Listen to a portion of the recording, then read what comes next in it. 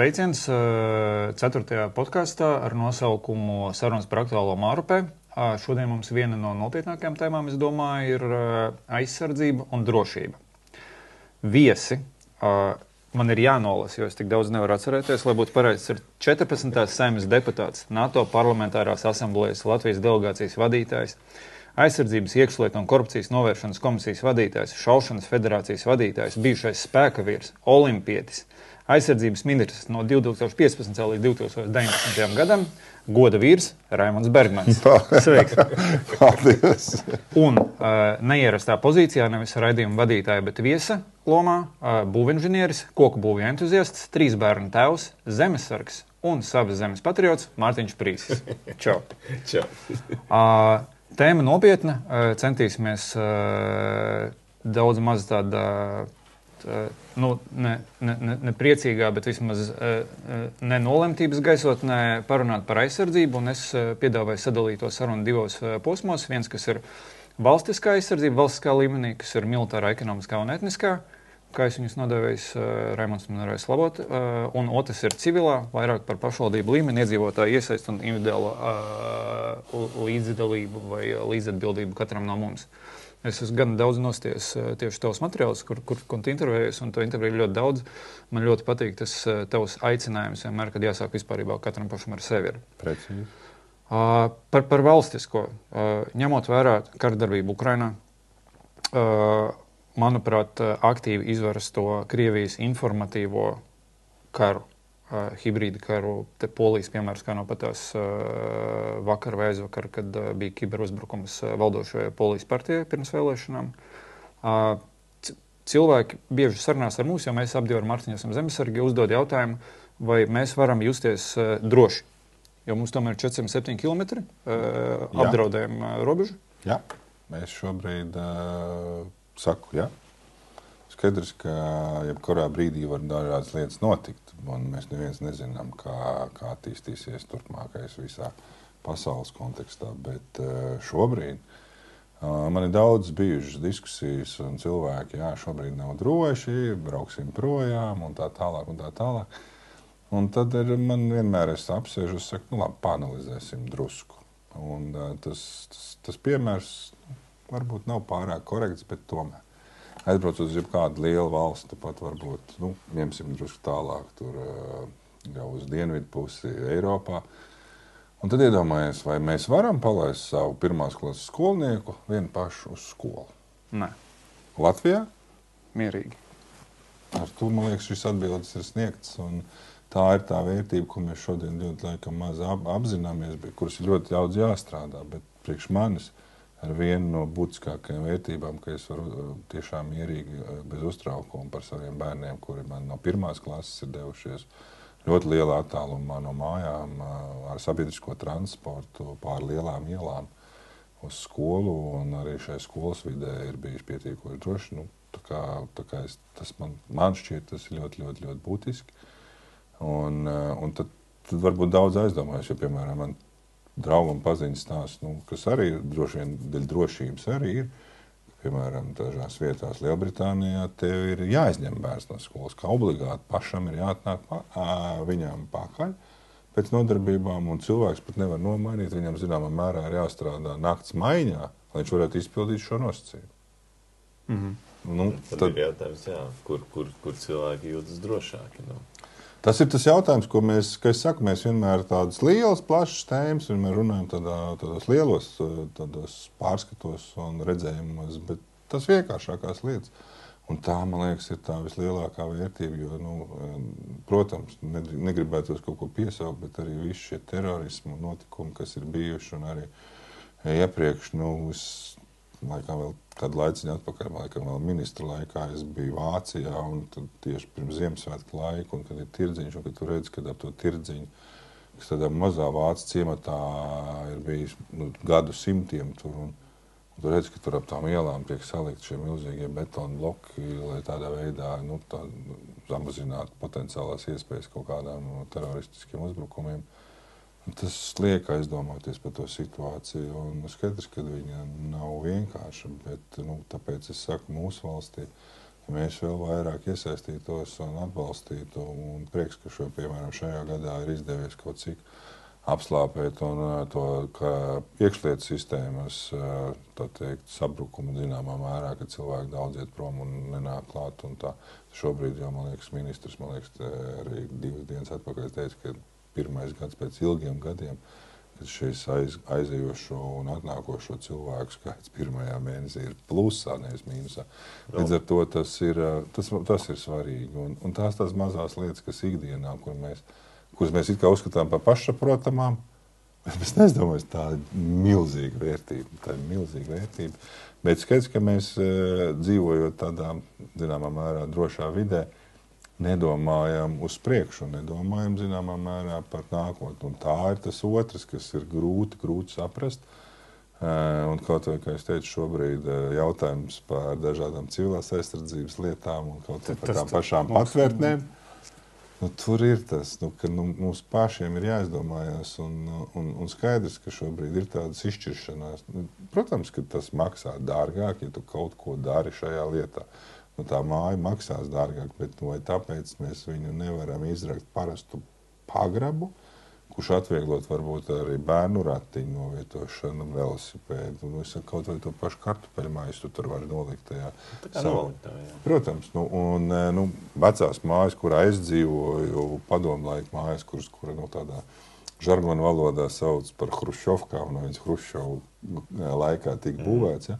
Viņās ir šie pagrabi. Tev jau neko nevajag. Tev jau tas ir tā patvērtne, ko, piemēram, arī man būdamām Ukrainā visas 3 reizes sanāca uz viņām doties, ja? Kur mēs bijām tā izbraukuši ārpus Kijevas, un mēs 3,5 stundas pavadījām šeit. Tā bija vienkārši skolas pagrabs. Vienkārši tur nav tā kā patvērtne uzbūvēts ar kaut kādām ļoti sarežģītām konstrukcijām, durvīm un filtriem un gaisu un vēl šo to. Nē, tas vienkārši patvērtne, tas jau ir. Un tā ir tā pieredze, ko šobrīd nāk no Ukrainas, ja tai patvērtnē jābūt maksimāli tuvai tavai dzīvesvietai, lai tu vari uz viņu doties ļoti ātri.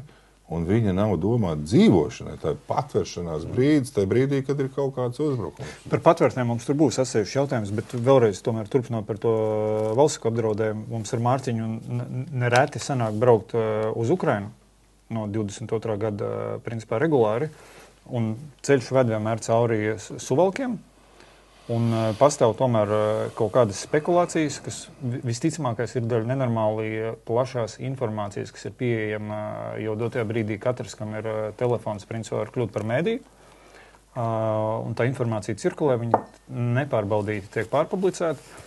Un tiek pieminēti gaidāmie Krievijas bruņoto spēku mācības Baltkrievijā septembrī.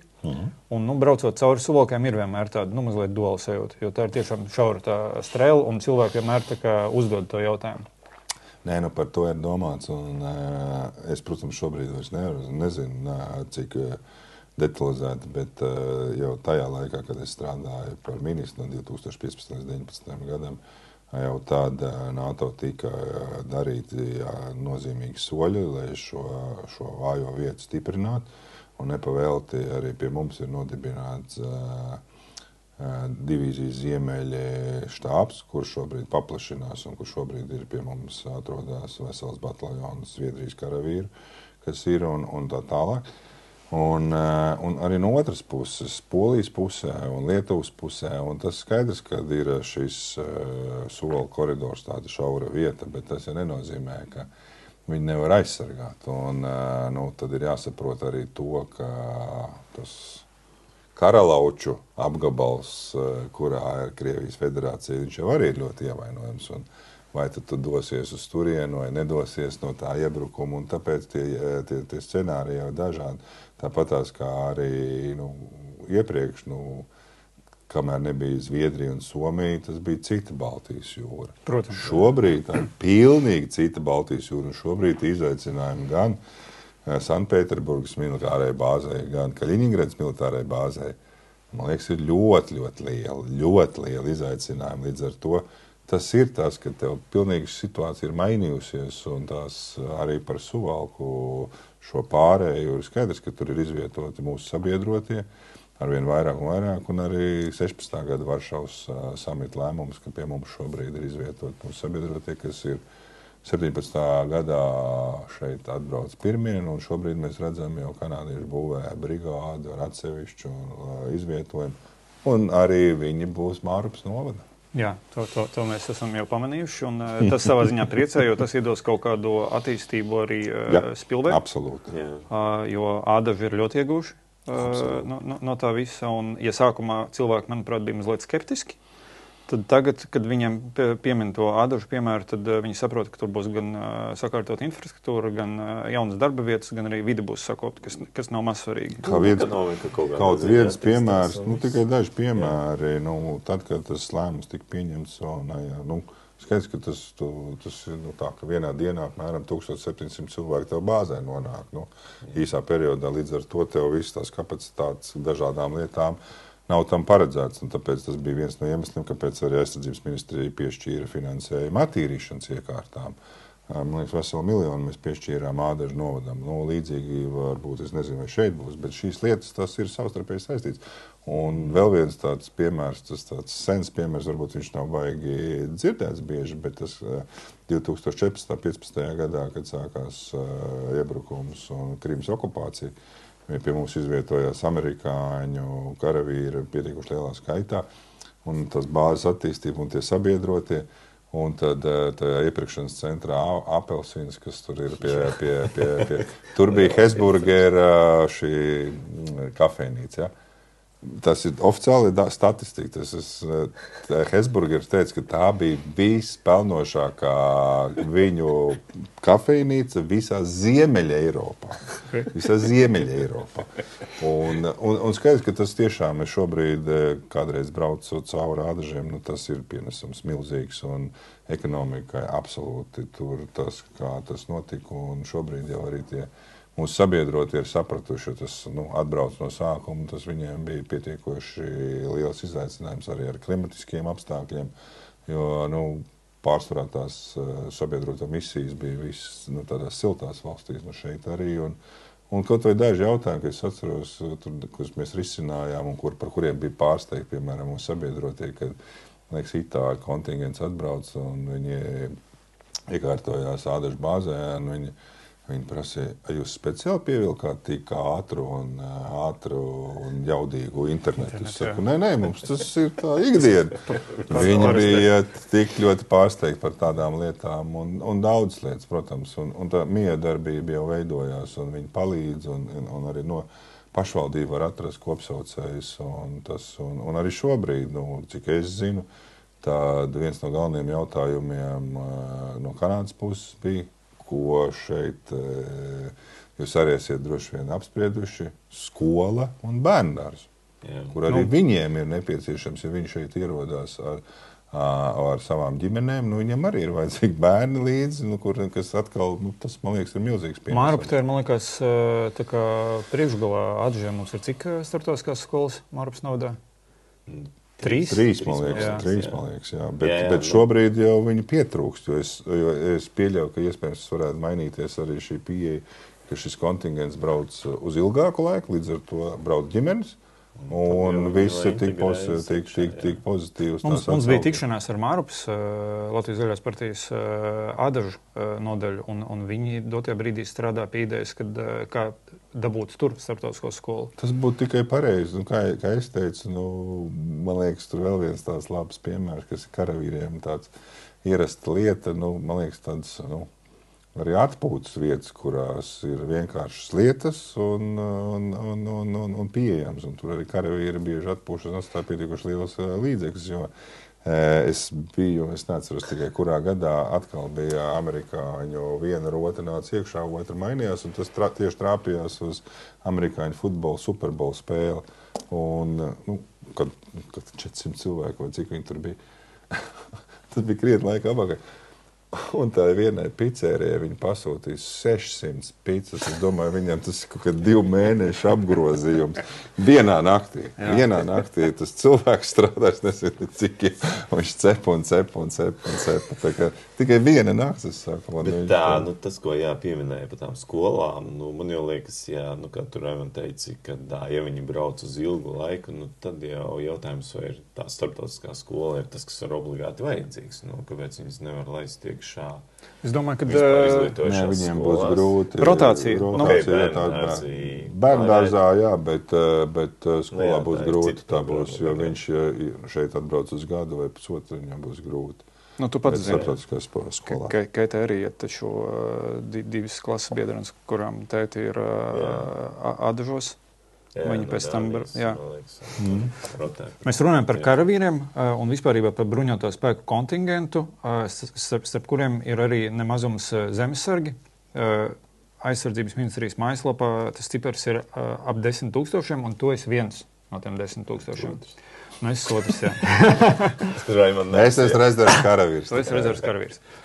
Rezerves karavīri ir mazliet vairāk kā zemesargi, 38 000, un priekš maniem pārsteidzoši mazs skaitlis tomēr ir nepilni 8 000 profesionālā dienesta karavīri. Jā. Kāpēc tu nolēmi kļūt par zemesargu? Vai tas, es saprotu, ka viens vilnis bija tajā gadā, kad notika Krimas aneksija, un otrs vilnis, kad es iestājos, bija 22. gads. Pēc pirmās viesošanās Ukrainā es sapratu, ka es tā kā neko nesaprotu, ja kaut kas notiks, bet kas tevi pamudināja? Jo tu esi aktīvs. Zini kā, es iestājos pa vidu starp tiem abiem posmiem, un tas nebija saistīts ar to, pavisam noteikti. Gan jau, ka man bija 40 gadnieku krīze. Labā veidā iestājos, jā, un es izdarīju divas lietas. Es nogāju kolka dubulti ar kājām, uzdāvinājos ar dzimšanas dienā, un otra lieta, es aizgāju uz zemesardzi. Bet tā, arī caur paziņām, un man bija paziņas tur. Un es tur arī iestājos. Man tas pat likās tā kā... Un tas, ko es sapratu pirmajos mēnešos, pirmajā gadā, kad es nenormāli daudz iegūstu priekš sevis no tā visa. Kad tu mācies, un tas viss ir tik nepieciešams, es pieļauju, iestājās 20 gados, varbūt tā sajūta ir savādāka, jo tad tu ej tur izbaudīt kaut kādu ekšanu un kaut ko ķert, kaut kādu tur, nezinu... Adrenalīnu. Kaut kādu, jā, varbūt adrenalīnu, bet es to reāli sajūtu, ka man ikdienā noder liela daļa no tām lietām, ko es tur iemācos. Un Mārupa, man liekas, ir tā kā ieguvēja, jo mums ir 17. kaujas atbalsta bataljons. Viņš ir liels, respektīvi tās mācības, kas mums tur notiek, mums principā nekur nav jāizbrauc ārpus bataljona robežām. Un tā ir laba iespēja, man liekas, mārupiešiem. Daudzi, man liekas, vēl joprojām nemaz nezinu, ka mums bataljons ir. Un kāpēc tu aicinātu tos puišus vai vīriešus, kas nav iestājušies vai kas nav rezervistos? Galvenais ir tas, man liekas, esi gatavs tam, kam tu negribi būt gatavs, un tajā brīdī, ja tev tas vajadzīgs, tad tu esi gatavs, bet mēs visi ceram, ka mums tas nekad nebūs vajadzīgs. Bet te pašā laikā mēs esam gatavi, gan mentāli, gan kaut kādā ziņā fiziski, un mēs saprotam, ja kādreiz pienāk tā X stunda, tad mēs zinām, ko darīt. Tu neesi... Es nezinu, es varu piemēru tā teikt, kad man sieva nolika autovadītāju tiesības 50 gados. Un viņa ļoti priecīga šobrīd ir. Un tas ir tas, vai varbūt tev viņas nevajadzēs. Bet tu esi izgājis, tu māki to darīt. Un šis ir tieši tas, kas man liekas ir. Jo ir jāsaprot, un tas, ar ko varbūt mums arī šobrīd tā jau šausmīgi citreiz stāsta, kad tagad sāksies mobilizācija, un tad viss aizdzīs, un mums viss nošaus. Nē. Ja notiks arī tā mobilizācija, nevienu cilvēku neapmācītu kara laukā. Tas ir tas stāsts. Kāpēc pie mums mēs tik daudz palīdzam? Mēs jau apmācam tos cilvēkus arī šeit. Un tā ir tas, kas ir ļoti daudziem jāsaprot, ka tev taču ir apmācības procesā. Ja tu jau esi apmācīts, tad tas tev dod milzīgu priekšrocību jebkādā gadījumā. Parūpēties gan par sevi, gan ģimeni un vispārējo. Tu zini, kā rīkoties, tu neredzi šo stresa situāciju. Droši vien apkārtējos un pašā ģimenē, un tas viss ir ļoti svarīgi, lai tādi cilvēki ar pieredzi zinoši ir, jo vairāk, jo labāk viņu kādā brīdī, un neobligātam jābūt ar kaut kādiem karam, jebkurā krīzē vienalga, vai tas būtu autoavārija notikusi, plūdi, ugunsgrēks, vienalga, kā zināt, kā rīkoties, un tas ir tas, kas tiek audzināts, un nevienmēr mēs varbūt to saprotam, un kā piemērs atkal vienmēr vajag ar kādiem piemēriem. Vienā skolā Jaunsardzes vienība tika mācīta, un bērni un blakus skolai notika ugunsgrēks, un bērni stundu laikā aizgāja un Tas bija publiski zināms, arī rakstīja par to un devās glābt, palīdzēt cilvēkus un visu. Jā, saindējies ar dūmiem, un tur citi nonāca slimnīcā un tā. Un pēc tam direktors sodīja. Un skaidrs, ka viņi ir atbildīgi par tiem bērniem un tajā brīdī, bet mēs taču viņiem mācījām to nebūt vienaldzīgiem. Un tad es kā ministrs devos un pasniedzu godrakstus gan viņiem, gan pateicu paldies, gan paldies arī viņu vecākiem. Un tas ir tas, ka tā ir tā izpratne. Es saprotu, ka viņi pārkāpa likumu un noteikumus. Ja? Droši vien būtu nepatikšanas daudz lielāks, ja kaut kāds cikcenēs, bet man bija tas galvenais pateikt viņiem paldies, nevis tā, kā viņi šobrīd tā kā mēģinātu sodīt. Tad mēs apdzēšam tajos cilvēkos to vēlmi iesaistīties, kas, man liekas, šobrīd ir ļoti svarīgi tās kopienas, tas kopienu veidošanās ir tas galvenais, kā pajautāt, kas tev pretī mājā dzīvo vai dzīvoklī, vai kaut ko nevajag palīdzēt. Mums tā atsevišķinātība ir, es nezinu, no kurienes parādījusies, bet tas ir tas svarīgākais, ka tu zini, palīdzi un vēlies. Un tā ir tā forša. Skaties, tevis pieminētā Jaunsarga, tā ir problēma vismaz Mārpas novadā, ne visās izglītības iestādēs Jaunsardze ir pieejama. Man nav skaidrs, kāpēc. Es zinu pat vienas no mācību iestādēm direktoru, kurš ir vairākas reizes centies uzrunāt attiecīgās instances, un viņš ir saņēmis ļoti strūpā teikumu. Un par piemēru Mārtiņa vecākais dēls ļoti grib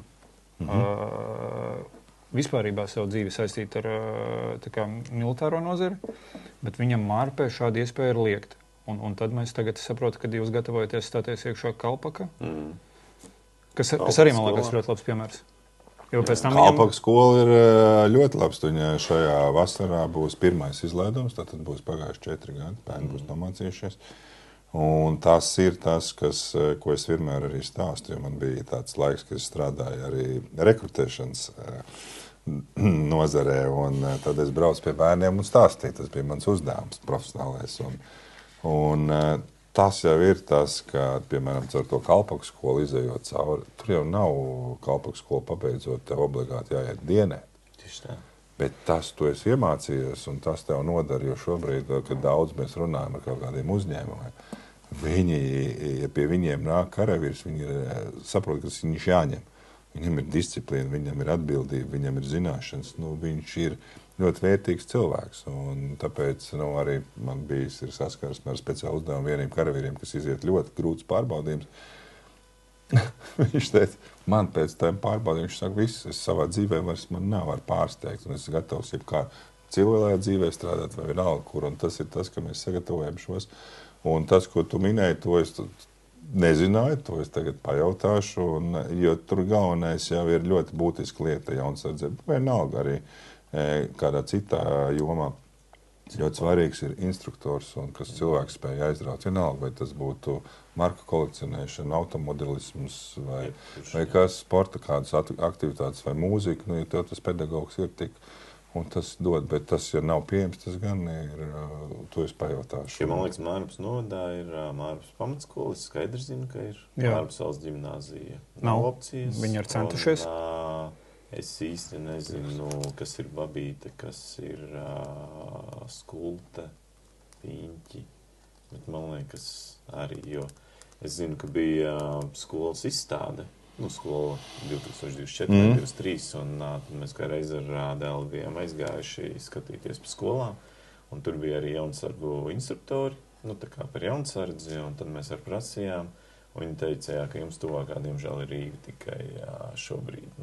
Jā, skumji, bet cerams, ka tas tu varam man pamainīt, un gan jau varbūt arī parunāsim. Es nevaru solīt, protams, bet uzrunāšu un pajautāšu, jo šobrīd jau tie paši instruktori arī daļēji ir iesaistīti arī valsts aizsardzības mācībā, kas ir no pagājušā gada, kā obligāts priekšmets visās vispār izglītojušās vidusskolās, un tā skaitā arī profesionālās izglītības skolās, kur ir ļoti pozitīvas atsauksmes. Es esmu pārsteigts par to, ka man tiešām diezgan grūts bija tas sagatavošanās posms, 2018. gadā šo lēmumu pieņēma.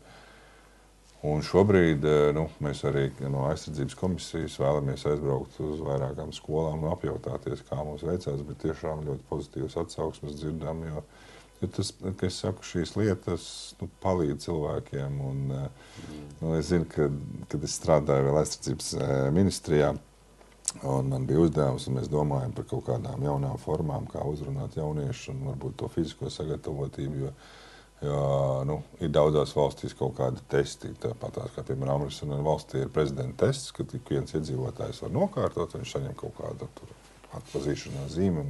Padomu Savienībā bija gatavs darbam un aizsardzībai, kas arī bija kaut kāda testēšana, kaut kādas lietas, kur tu bērns varēja darīt. Un tad mēs arī kaut ko līdzīgi domājam. Es biju apkopojis no daudzām valstīm, kur kaut kas līdzīgs notiek. Un tas izsūtīja anketas skolā. Un tad man bija pārsteigums, ka cilvēki teica, ka šaušana ar nemcisko ieroci, tas ir tāds militārisms, nav labi, un to vajadzētu aizstāt ar lekšanu ar lecamauklī, kur man šobrīd esot šaušanas federācijas vadītājiem. Man liekas, tieši šis šaušanas, šis mazotnē, ka mēs iedodam šim cilvēkiem ieroci, viņš saprot, kas tas ir. Viņam ir rēdās disciplīna, atbildība, apzināti un spēja koncentrēties, un viss tas ir tādas īpašības, kas ļoti, ļoti nodara. Un es jau pats esmu izvirzījis tādu hipotēzi, jo visās pasaules attīstītajās ekonomiskajās valstīs visaugstākajā līmenī ir šaušanas sports. Un tad, kad mēs šobrīd esam kāpuši diezgan labi šaušanā, ja? Es ceru, ka mums tas arī kaut kā hipotēze pierādīsies no tās otras. Bet tiešām šīs, mēs varam saukt Francija, Amerika, Vācija, Lielbritānija, Itālija, Tuvo Austrumu zemes, Austrālija, Ķīna, visas šīs valsts, Japāna, Koreja, visas šīs ir šobrīd šaušanā viedošās valsts. Atgriežoties pie kalpas skolas. Piebildīšu par to šaušanu, jo es pats, kad bērnībā gāju skolā, mums reāli arī bija šaušana. Mēs šāvām, bija šautuvi pie skolas. Gājām, šāvām, kā tur kuram sanāca, tas nav baigi svarīgi. Bet tas, ko Raimonds teica par militāro apmācību, kas šobrīd ir vispār izglītošās skolās, man arī ir piemērs no dēla, un viņš ir vienkārši starā, absolūtā starā. Viņi ir vienkārši, tā ir diena, es nezinu, cik viņiem bieži. Vienreiz mēnesī viena diena. Un viņš vienkārši uz to dienu iet ar tādu prieku, un tad nāk mājās un stāsta, un mēs jaucām to ieroci, un tas bija tā, un šaušana viņiem vēl nav bijusi, bet viņi arī kaut kad drīz būs. Un tad mēs pārvietojāmies kustībā, un pārvietojāmies tādu, un gulties, un visas komandas. Tas, man liekas, iedod. Jā, bet redzi, tur ir divas lietas.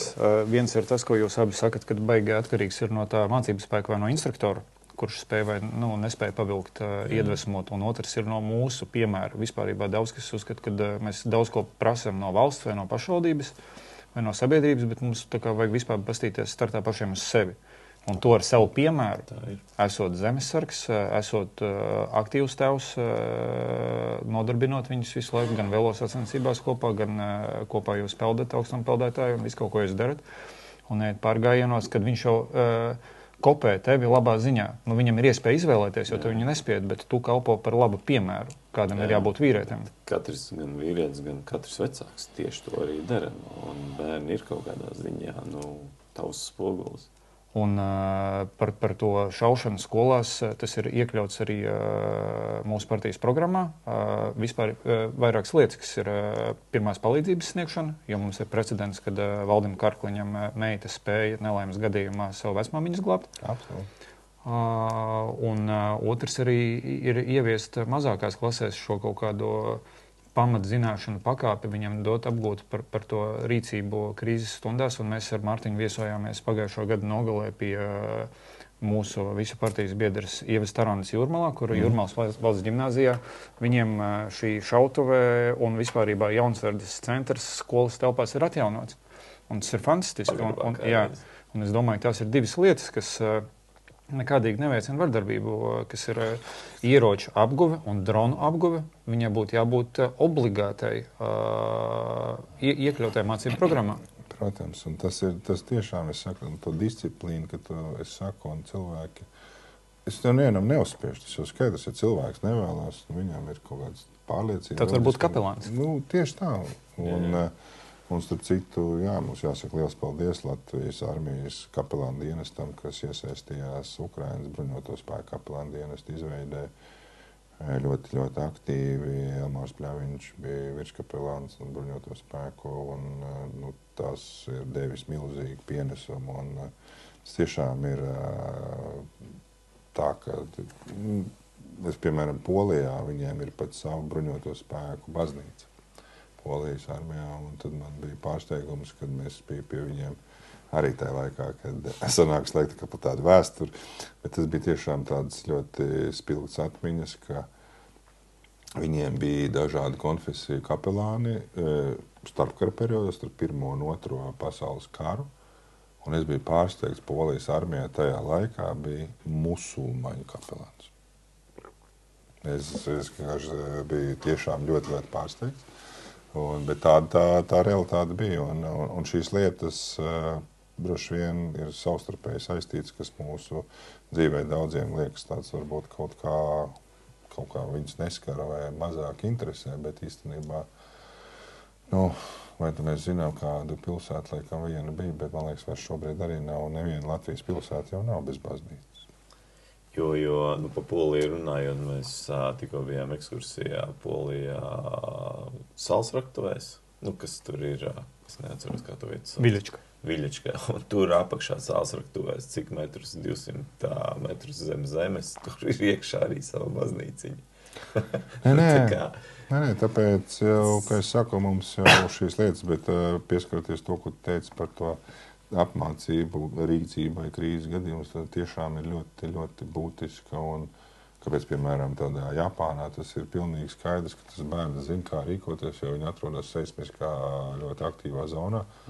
Un viņi zina, kā rīkoties, ja kaut kas notiek. Un mums šobrīd, es ļoti ceru, ka tas notiek, bet kaut kādas bažas man iekšā ir, kad bērni vai viņi zina, kā jārīkojās tur un kā pamest mācību iestādi tādā un tādā brīdī. Tur mums atsevišķs topiks ir, bet man pārsteidza viens, es nezināju patiesībā, no kurienes sākās tā dronu ideja izmantot dronus kara darbībā Ukrainā, un mēs ar Mārtiņu bijām pirms 3 mēnešiem, man liekas, Ukrainā vienā nodaļā, kas tieši operē un apmāca drona operators. Tad pirmais drons, tas bija viena bērna privātais drons, kurš pirmajās kara dienās netālu no Kijevas vienkārši pats iedomājās koriģēt Ukrainas bruņoto spēku artilēriju un sūtīja viņam bildes, lai viņi redz tos trāpījumus un viņi koriģēja, un no turienes arī vispār sākās tie droni. Un tas bija bērns, un es nesaprotu, kāpēc mums ir kaut kāds pulciņš, man liekas, Māropsalas ģimnāzijā tagad, bet man liekas, ka tas ir, tā kā... Tas ir ļoti interesanti, jo man puikam arī bija drons, un tad es biju šokēts īstenībā, ka viņš pirmoreiz atnāca un istabā paņēma, un tā, ko tu tagad man dzīvoklī laidīs to dronu, es tā tev, noliec. Viņš tā mierīgi paceļa pa istabu, palidojas tā skatījus, kā. Un tad īstenībā, kad izbraucām ārpus mājas, un kad viņš pacēla augšā, tur redz to iespēju, to skatu, un mēs bijām arī ārzemēs, un kur viņš varēja uzfilmēt. Tik fantastiski tā iespēja ir, un ja tu vēl māki operēt, un tiem bērniem tas ir tāds ļoti, man liekas, vienkārši padodās. Tās iespējas, ko šobrīd šīs tehnoloģijas ļauj, man liekas, tā arī ir šobrīd, kad mēs arī biju šī gada sākumā Ukrainā un runāju. Arī bijām tādā apmācības bāzē, kur tieši gatavo šos operatorus, tad tā būs viena no izšķirošajām tehnoloģijām tieši, kā viņi teica šajā gadā. Tas būs tiešām ļoti būtiski, var mainīt vispār kā rada to situāciju. Vienīgais, ja mēs spētu piegādāt vairāk viņus un vai arī iedot naudu, jo viņas, piemēram, tie paši Ukraiņi saka, ka viņiem šobrīd ir gatavas ļoti daudz uzņēmēju un tiešām reāli ir gatavi, tikai viņiem trūkst finansējumu. Šis ir labs jautājums, jo mēs ar Mārtiņu esam saņēmuši principā lūgumu atrast finansējumu, vienalga vai izmantojot rēņu kontaktus Briselē, jo viņiem tā drona attīstība mainās tik strauji, ka nereti tie droni, kas tiek nosūtīti tā kā labi gribot no kaut kur no Eiropas, ka viņi jau ir jāpāršoja. Nu, restīvi pa to laiku. Var izstāstīt, ko viņi stāstīja. Aizved jaunu dronu līdz fronts līnijai, un viņi saprot, ka viņi vairs var nelaist. Jā. Un tad mūsu uzņēmējiem arī cenšas, un viņi tā pieredze, viņi saka, nu labi, mēs atbraucām, notestējām, sapratām, ka viņš tā kā kaut kas jāuzlabo, mēs brauksim mājās, tad uzlabosim, Nē. Tas reakcijas laiks pārāk ilgs. Un viņi saka, mums sēž reāli inženieris pirmajā līnijā, reāli inženieris sēž un viss turpat uz vietas, jo es mums tur demonstrēju to klāstu dažādo šo dronu, tad es redzēju, unikāli, moderns, mūsdienīgs drons. Viņi tā saka, šits jau gadu vecs, šito bērnu var spēlēties, viņš vairs nedara. Un tu stāv tādu, es tik mūsdienīgi un tik efektīvi redzējusi.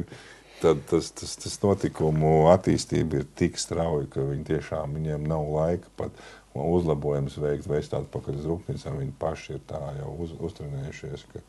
Bet kur ir tā problēma? Jo patiesībā problēma ir tikai finansējumā. Viņi ir gatavi un ļoti daudz ražot. Tiešām bet ļoti cena daudz. Tur ir līdz 5 reizēm zemāka nekā izmaksas, kas ir veidojās Eiropā viņas ražojot. Ir tāda, man liekas, vispār bruņoto spēku specifika. Diemžēl viņi tādi ir. Es nezinu, vai tas tiek apzināti veidots no šiem militārās industrijas uzņēmumiem, bet kā mēs smējamies, kur ir parasti pildspalva, viņi maksā tik, piemēram, viņi nokrāso zaļā krāsā, viņi uzreiz maksā N reizes vairāk. Kaut kā tā situācija tāda veidojās, bet īstenībā, tas ir skaidrs, ka tā viņu pieredze, viņi ir adaptējušies, viņi līdzīgi kā, piemēram, Izraēlā, viņi domā par tās jebkuras ierīces vai ieroča efektivitāti. Viņi nedomā tur kaut kā skaisti vai kaut ko tur vēl. Viņa efektivitāte ir pats galvenais un cik viņš ir efektīvs tie ierocis. Un tad tas viss, jo tāpat kā Izraēlas armija, kur arī pastāvīgi atrodas kardarbībā, viņiem tur nav ne klipsīši, ne kaut kāds tas ierocis, ja viņš ir, viņam jāstrādā efektīvi un ātri. Un tas ir tas galvenais, ko viņi sapratuši, un mēs ļoti daudz laika patērējam kaut kādām citām lietām, kas droši vien ir varbūt arī labas. Bet tas laiks, kas viņiem te frontē jāpiegādājušies visu munīciju un ieroči. Un līdz ar to es zinu, piemēram, tas pats, kad viņiem vēl nedeva letālos ieroči, viņiem iedeva pretartilērijas radarus, ar ko varēja fiksēt ienaidnieku. Tad amerikāņu kompānija, kas šos radarus ražoja, viņi atbrauc pēc 2 mēnešu, viņi stāja, tā var? Jo viņi bija uzlabojuši to, kas skaitījās know-how tajā laikā, vienkārši unikālākā. Viņi atbrauc, viņi saka, tas strādā, kā? Bet tas ir tā adaptācija tai kardarbībai. Bet par to rēģēšanas laiku, tu, man liekas, pirms pāris nedēļām aicināja arī no Saeimas tribīnes spēt rēģēt ātrāk un vispārībā arī pieņemt lēmumus ātrāk. Tā ir problēma tikai Latvijā, vai tas ir? Tā ir problēma daudzās pasaules valstīs, bet mums jau sevišķi tas ir, man liekas, pats grūtākais, un tāpēc, piemēram, šāda jaunsardze un valsts aizsardzības mācība ir tas viens no svarīgām lietām, ko tur iemāc ne tikai šos ieročus un militāras lietas, pieņemt lēmumu. Tas ir visgrūtākais, vissarežģītākais. Un pieņemt to lēmumu, uzņemties atbildību. Un atbildēt par un uzņemties atbildēs. Lēmums var būt nepareizs, bet viņš ir jāpieņem, jo vissliktākais ir nepieņemt lēmumu. Bet tas ir jebkurā dzīves sfērā, man liekas, tā, un gan uzņēmuma vadībā, gan ģimenē, gan jebkur. Tas lēmums ir jāpieņem, un ja to var iemācīt bērnam jau skolā, vai tā ir militārā apmācība, vai tā ir jaunsardze, vai tas ir labs fizkultūras skolotājs, vienalga.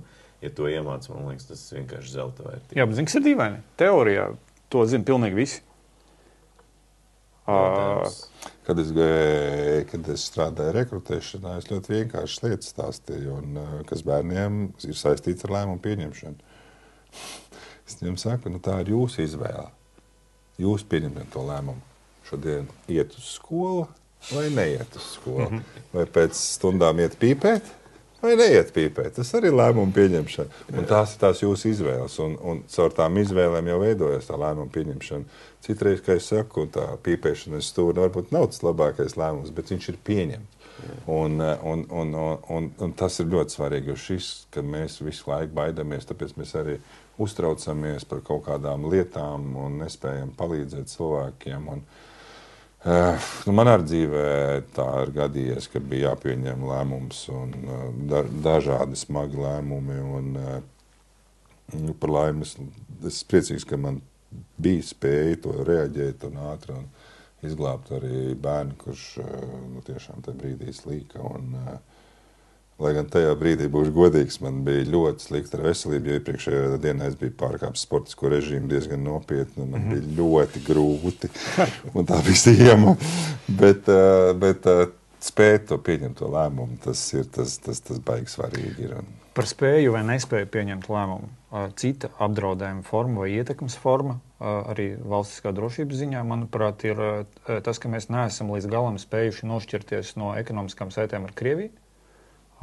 Es pirms 2 gadiem atrados kā brīvprātīgais uz Latvijas-Krievijas robežas, kur mēs ar biedrību Tavi draugi atgriezām no okupētajām teritorijām caur Krieviju Ukraiņus, lai viņi satiktu savējos jau brīvajā Ukrainas pusē vai patvertos no tām kara šausmām kaut kur Eiropā. Un es biju pārsteigts par to nenormālo kravas auto skaitu, kas šķērsoja to robežu. Abos virzienos. Un nesen tika publiskoti dati, un tie cipari patiesībā nekrītās mazumā. Tur ir milzīgs reeksports, bet tomēr ir daudz uzņēmumi, kas turpina uzturēt ciešas tās finanšu saites ar agresoru valstī, vai tas arī nav kaut kādā ziņā tomēr... Es nespēju tam atrast iemeslu, jo man liekas, ar karu vispārībā ir ļoti vienkārši. Karu uzsāk vienmēr viena puse, un ir robeža, un tas, kas bez atļaujas, bez klauvēšanas ienāk otrā pusē, ir tā kā vainīgs. Precīzi, karā ir melns balts. Tur nav. Un man var pārmest, bet tur ir melnbalta pasaule. Un es nespēju attaisnot nevienu no tiem uzņēmējiem. Kāds tev, Mārtiņ, viedoklis? Jūs arī esat liels ražotājs, tomēr jūs nodarbināt daudz cilvēkus, bet jūs neesat izvēlējušies... Nē, pat nevienā brīdī, labi, mēs to uzņēmēju darbību tādā līmenī, kā mēs šobrīd darbojamies, mēs viņu sākām jau, bišķiņ pirms kara sākumā, 2. kara, 22. gada mēs to darījām jau iepriekš, bet mums pat nevienā brīdī nav... Nekad mēs neesam uz to pusi skatījušies, un mēs skatāmies uz Eiropu, skaidrs, ka mēs eksportējam daudz, un man arī nav, ja tu tā pajautā, man tas nav skaidrs, un man tas nav pieņemams, bet, var teikt visādas lietas, tas, kas, man liekas, populārākais ir, ja visa Eiropa pērk lētos minerālmēslus no Krievijas caur Kazahstānām, Uzbekistānām, kāpēc mūsu zemnieki to nevar darīt, kas ir tā kā arguments, mūsu zemnieki to nedrīkst darīt, jo ir sankcijas, un mēs saražojam savu pārtiku visticamāk dārgāk, jo mums nav to. Savukārt, es negribu šobrīd nosaukt valsts, bet tās, kas dzirdēts ar Vācijas, Zviedrijas, ne Zviedrijas, bet Vācijas, Francijas, Spānijas zemnieki, viņi tur pērk tos minerālmēslus lētos, un pārtika galā ir lētāka. Bet tā ir tāda dubultā morāla. Jā, bet viena pie tā tiek, otra pie tā netiek. Es nesen lasīju avīzē, es lidoju kaut kur un avīzē trāpījās, un tad es biju pārsteigts, ka mēs, man liekas, esam 18. vai 15. lielākā vīna eksportētāja valsts pasaulē. Un es lasīju tās visas. Es lasīju, tās visas ir vīna valsts. Kā mēs tur esam trāpījuši? Mēs esam pasaulē. Es iedomājos, cilvēks tagad lasa šo statistiku. Pagad Latvija ražoja vīnu. Kas tas? Bet tas bija tā, ka griezās acīs. Tur ir visas Itālijas, Spānijas, Čīles, Austrālijas, Dienvidāfrika, Argentīnas. Viss tur ir. Tā ir Latvija. Tu redzi, ka tas apjoms ir milzīgs, ko eksportē uz Krieviju vīnu. Tad droši vien kādam veidojas tāds šības priekšstats, ka mums laikam milzīgas vīnu, tādas plantācijas un viss kas. Tas ir, mēs iepērkam no Eiropas un sūtam tālāk. Es pieļauju, ka no visurienes iepērk, un šis jau ir tas stāsts, ka Nu, tas nav nekāds noslēpums, to visu zinu. Šobrīd ļoti daudzās raķetēs un modernās tehnoloģijās, ko izmanto Krievijas Federācijas bruņotie spēki, ir pasaules vadošo kompāniju sastāvdaļas. Slaidiņam uz galda bija Rīga TV24 šahets notriekts, tur putuplast kaut kāds korpus un divas detaļas bija Krievija un vispārējais bija Eiropa, Austrālija, Japāna, Amerika. Ja, bet šahets, šaheti jau neražo Krievi. Nē, viņiem ir geraņi. Viņi nosaukums, kā es teicu, nokrāsošu pildspēlu. Un tas jau nekas nemaina. Viņi ir aizņēmušies tas visas tehnoloģijas ienāk un viņas nonāk, un tur taču tās anekdotas jau var stāstīt, kas tur, cik tur, kā tos leduskapis bija. Tur tik daudz iedzīvotāji tajā valstī nav, cik tur viņi bija eksportējuši uz to Krieviju, tos leduskapis. Tā kā, tās ir tās lietas, kas šobrīd ir grūti saprotamas un izanalizējams, jo visi jau arī tās ekspektācijas, kad teica, uzliksim tās sankcijas, tas karš apstāsies. Un mēs redzam, ka šie robi ir tik milzīgi. Un, tie ir tie politiskie lēmumi, kuri ļoti grūti nāk, jo, piemēram, tai pašai, kas man likās, kāpēc nevarēja sankcijās iekļaut ļoti ātri dimantus? Taču dimantus, tāds, viena no Krievijas asinsritām. Jā, un viņi, man liekas, iekļauj kaut kādā 11. paketē tikai dimantus. Tas pats bija par naftu. Ļoti ilgstoši gaidīja, kamēr parādījās kaut kādas sankcijas attiecībā uz naftu. Tā kā, šie ir tie jautājumi, kuri grūti skaidrojami, droši vien, tā situācija ir. Un es absolūti piekrītu, ka, ciešām ļoti daudz, kur mēs, jo citas valstis vienkārši izmanto tos robus, kā es saku, tas pašs minerālu mēsls tur eksportē uz Āfriku, eksporta pārliek citu zīmolu. Tāpat tās, kā bija sankcija laikā, man liekas, neatceros, kurā tur laika 8. vai 9. gadā, kad Baltkrievija bija viena no lielākajiem jūras velšu eksportētāju valstīm Eiropā, kur viņai vispār nav pieejas pie jūras kā tādas. Tā kā, tie ir tie caurumi, kas šobrīd ir visā pasaulē. Bet tie caurumi arī ir otrā virzienā ar importu, jo mums no Jelgavas partijas biedrs Andrejs Valters pagājušajā gadā vēl stāstīja, kad Latvijā tik un tā un Eiropā nokļūst Krievijas graudu. Kas arī ir nenormāla situācija. Pēc būtības. Zinot pie tam, ka daļa no tiem Krievijas graudiem nav nemaz Krievijas graudi, ka tie ir zakti graudi Ukrainā, un mēs viņus pēc tam pērkam. Jā, tas šobrīd arī, kad likās, mums bija lielas diskusijas Saeimā par šo karodziņu novietošanu veikalos, un tad tu redzēji, kur tas valsts ir. Un tad tagad es tikai kādreiz paskatījos, un es sapratu, es pilnīgi satraukos, piemēram, ļoti labs uzņēmums tiešām, bet tur nekad nebija aizdomājies. Tu pēc rīsas dobeles dzirnavnieks, bet karodziņš tur ir Indijas vai Pakistāns. Jo loģiski, ka viņi ar rīsu taču neaudzē. Loģiski. Bet tu taču, protams, gribi nopirkt dobeles, bet tu nekad nebija aizdomājies, bet no kurienes viņi īstenībā nāk. Un tad tu, kad pastaigā un sāc skatīties uz tām precēm, kad tās, kas tev ir tādiem latviskiem nosaukumiem, tu ieraugi to karogu, bet šitas nav Latvijā ražots, un tas ir ļoti man šobrīd. Bet tas ļoti labs izglītojošs process. Jā, īstenībā bērniem ģeogrāfija un mums saprast vispār. Jā, mums jau tur arī bija daži tādas žurnālisti, kas mēģināja noskaidrot tavas ģeogrāfijas un karogu zināšanas. Viņi bija pārsteigti, kad es nosaucu gandrīz visas precīzi, bet vienkārši man sanāca daudz dzīvē braukt, varbūt tāpēc arī labāk orientējos, bet es pieļauju, ka daudziem tas ir pārsteigums šobrīd ieraugot. Līdzīgi kā mums, piemēram, parlamentā, mums šobrīd nav ēdnīcas, kas ir ļoti, ļoti slikti. Es nezinu, vai mēs neesam vispār viens no retajiem vispār pasaulē parlamentiem bez savas ēdnīcas. Mēs lepojamies, ka mums ir dažādas tur leduskapji un kaut kādas ātrās uzkodas. Tad, kad tu paskaties tajās leduskapjos, tu sāc ieraudzīt tā desiņas nāk no Polijas, paskaties burkāniņi, Eiropas Savienība, Portugāli. Tā nepārāk. Bet jūs gribat to ēdnīcu? Es nevis gribam, bet viņu vajag. Mums ir, es domāju, ka mūsu skatīsies ļoti daudz Marpas uzņēmēju, mums ir ļoti daudz labēdinātāji. Es nezinu, kāda ir tā sistēma. Tās ir tā problēma, kad neviens negribēja pieteikt. Es nezinu, varbūt cilvēkiem tā kā nevēlās viņi, bet Saimā ir ne tikai deputāti, ir arī administrācijas cilvēki, kuriem arī ir nepieciešams. Un jūs paši zināt, kā zemesargi, kad bruņoto spēku reglamentā ir noteikts, ka vienreiz dienā ir jāsaņem siltais ēdiens. Tas ir svarīgi priekš cilvēku veselības. Mums ir kas, es nezinu, kā tavā bataljonā, bet mūs ļoti labi baro. Cepurnos. Nē, es par ēdināšanu vispār, es domāju, neviens nevar sadzēties. Tad, kad mēs braucām kādreiz uz ādažiem, tad viss ir pārsteigts, kā karavīrs baro. Bet šis ir lietas, kas ir tiešām būtisks un tāds lepnums. Pat man bija iespēja būt ar NATO parlamentārā asamblējā Moldovā.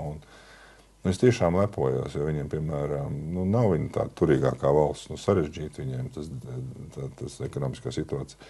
Bet viņiem uz galda stāvēja parlamenta ūdens ar parlamenta zīmotni. Tiešām ir patīkami, ka tev ir speciāli parlamentam uztaisīt zīmotni, kurš Latvijā.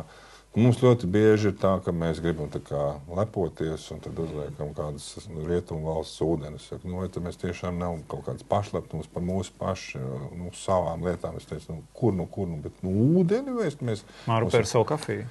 Ar jauno tagad tāpēc es saku, tas no šīm mazajām lietiņām tā arī veidojas. Ja mēs savajos uzņēmējos atbalstīsim, leposimies, tā ir tā. Kāpēc mēs mēģinām sev nonest, ka mums nekā nav? Tas jau ir tas, ko tā kaimiņu valstis laik mēģina iestāstīt tai sabiedrībai. Es zinu, ka mums arī pašiem uzņēmumā rūpnīcā vienā dienā mēs aizbraucām uz sapulci, un man priekšnieks arī ieraucīja. Viņš saka, kas tas pa lietuviešu ūdeni? Kas mēs taisam? Mēs sēžam pie galda, mums varbūt mangaļi, mums varbūt lielbāta, tad vienalga kas. Bet ne jau lietuviešu ūdens. Patiesībā Latvijā tas varbūt arī krānūdens, jo godīgi sakot, Latvijā ir ļoti labs kaut tāds darbs ūdens. Un šis bija stāsts arī, kur tur ar mūsu sabiedrotajiem bija saruna. Viņiem pēc reglamenta vajadzēja chlorēt ūdeni. Tas ir viņa reglamentos ierakstīts. Un mēs sakām, tas ir dzerams ūdens. Nē, vienalga ir jāchlorē. Un tad, man liekas, viņi šobrīd ir mainījuši to attiecībā uz regulējumu. Latvijā var. jā, nē, tiešām tas ir ļoti grūti bija izstāstāms. Tāpat kā Kanādas bruņoties spēku sākumā, jo viņiem ir pilnīgi cita elektrības sistēma. Viņiem ir 10 un mums 220 un 50 Hz un tas. Un tās rozetes, un viss sādāk, es saku. Un tad viņi ļoti daudz ko negribēja pārlikt uz to Eiropas sistēmu. Viņi ļoti daudz kur izmantoja dīzeļdegvielu. Šausmīgi daudz strādāja ģeneratoru. Tad beigās viņi saprata, ka vienkāršāk ir laikam nomainīt rozetes galu un nekā lietot tik daudz dīzeļdegvielu. Tā kā šīs lietas ir, ar ko mēs varētu tiešām lepoties. Un tas ūdens, to jau zina daudzi. Kad es biju ministrs, tas man bija arī, kad es sāku doties uz dažādām vienībām, un es redzu, ka nav latviešu ūdens. Es saku, es atvainojos, tiešām mēs nevaram ūdeni. Un tad tas izvērtās atkal drusku tādā humorā beigās, ka vienām no noslēdzošajām mācībām ļoti lielas mācības, kur arī sabiedrotie bija, un viņi bija izpirkuši ļoti daudz ūdens, jo tās bija vasarā mācības. Un tev palicis ir tikai elektroniskā iepirkuma sistēmā fuldatālers, nebija latviešu ūdens. Un viņi nopirka, un es ienāku tajā teltī, un viņi uzreiz mīnuskungs, lūdzu, nē. Bet tad, kad viņi paskatās, es saprotu, ka tev tā situācija izveidojās tāda. Bet tas bija labi, ka viņi saprata, ka es saku, mēs tiešām caur tādām mazām lietām mēs varam. Tas baigi svarīgi, kāpēc mēs vienmēr skatāmies kādas citas valsts, kur visi lepojās ar savām lietām. Mums tieši tāpat tās ir jādara. Bet, protams, ir jāsaprot vienu, ko es arī teicu. Kad tajās reizēs es saku, protams, tas uzņēmējs izdomās tagad no armijas pelnīt milzu naudu un uzliks milzīgu uzcenojumu, tad gan ne. Tas nav pareizi. Bet tā viena lieta, mēs tā kā runājām par droniem, par visu pārējo, un tas, ko es tā kā mēs bijām arī pēdējo reizi, Ukraiņi mūs poligonā iepazīstināja ar tiem ieročiem, ko viņi ražo visus uz vietas. Un tajā brīdī man reāli bija pārsteigums, ka viņi praktiski visu šobrīd jau ražo paši. Un tā militārā ražošana Latvijā, tu redzi, ka ir kaut kāda... Es dzirdam, protams, avīžu virsrakstos, ka atbalstīs militāro ražošanu, tur tralā, bet tā realitātē zemesardzē vienīgais, man liekas, kas ir Latvijā ražots, ir formas. Vēl tās mācība, tā munīcija, salūtena sarkanā. Nē, tā nav. Nav, arī nav. Man liekas, arī nav. Un viss mums ir no kaut kurienes, bet Tātad sausās uzturdevas. Tās ir mums. Super, Ticiet man, jā. es zinu, kā tas sākās. Mēs devām grantus un palīdzējām un pieņēma arī to lēmumu aiziet no sausās spirta uz karbīdu. Tā kā, protams, viņas nav lētas, bet tāda. Un tad es atceros, kā mēs testējām, bija 12 dažādu bruņoto spēku sausās uzturdevas. Un es tiešām, viņas visas nogaršoju, tur mazāk vai vairāk un dažādi, kā tur sagatavot un viss, kas tur tajās devās, bija iekšā pakās. Protams, ka katram tam reģionam ir savas garšas un viss kaut kas, ko viņi ir pieraduši, tāpēc viņiem tā tas garšo, bet mēs tiešām izceļamies kvalitāti, kvantitāti. Un ļoti, ļoti labs tas ir. Tad apģērbs mums ir. Protams, ka mēs varētu šobrīd, tas ir izaicinājums. Mums neizdodas strelnieku munīcija, lai gan mums ir šis vairogs. Jā, bet, mēs pagaidām tur komplektējam. Nē, mēs tur bija pilnais cikls, bet kaut kā mums šobrīd, es nezinu, es ceru, ka mēs arī brauksim vēlreiz ar komisiju, gribētos, lai mums ātrāk iet. Un, šādas tādas lietas mēs tiešām šobrīd tās pašas Patrijas, kas ir, ar ko mēs atceramies sākām. Un tas viss gāja, un tas parādījās no tā brīža, ka mēs teicām, ka ja mēs veicām iepirkumu par lielu summu, tad kaut kas mums ir tas, no kā mēs pērkam, ir jādod, lai arī mēs kaut ko šeit veidot. Es atceros, ka Izraēlas kompānijas brauc šeit un skatīt, kam te viņi var dot un ko mēs spējam ražot. Viņi bija pārsteigti par to, kādas mums ir spējas. Tik, cik mums ir šobrīd tas, ka mēs drusku, tas mūsu uzņēmējos bija tas, ka mēs ļoti atturīgi vēlamies saskarties ar militāro jomu. Tas varbūt tā kā no padomu laikiem palicis, ka ne. Es atceros, ka tas pats, kas arī, man liekas, bija Mārupē. Fox? Ne, Fox ir cits stāsts, bet UAV Factory, kas tagad ir Edge Autonomy. Droni. Jā, droni. Tieks nodega. Jā, bet viņi ir attaisni, bet viņi sākumā bija UAV Factory. Un es atceros, cik viņi smagi skeptiski tas viss sākās, un tad es vēl iedrošinājām, un viņi sāk. Un viņi tiešām bija laimīgi, jo viss tas attīstījās, bet es saku, dažādas veids, mēs saku, tas pats. Ir daudz lietas, ko mēs spējam, tas pats Fox, tiešām ir... Un tas ir tās Mārapas un viss Latvijas veiksmes tās? Jā, absolūti, vienkārši, ka viņam ir jāiet tālāk, līdzīgi kā patās kā elektroskūteris, kurus ražo Liepājā, tāpatās kā Baltic Bullets. Un mums ir daudz lietas, mums, piemēram, šobrīd ir kompānija, kas saņēma 15. gadā inovatīvākais uzņēmums, kas ražo munīciju. Šobrīd ir nonācis pie tā, ko ir atzinuši arī Ukraiņi un saprot, ka viens no efektīvākajiem līdzekļiem, kā cīnīties pret droniem, ir bise. Vienkārši bise. Un mēs šobrīd ražojam unikālu munīciju, kas ir šis skrots ar tādiem diegiem, un viņš izveido tādu tā kā tīklu, un viņam tikai vajag drusku aizķert to dronu, viņš ir lejā. Un Ukraiņi pērk lielā apjomā, un mēs paši nē.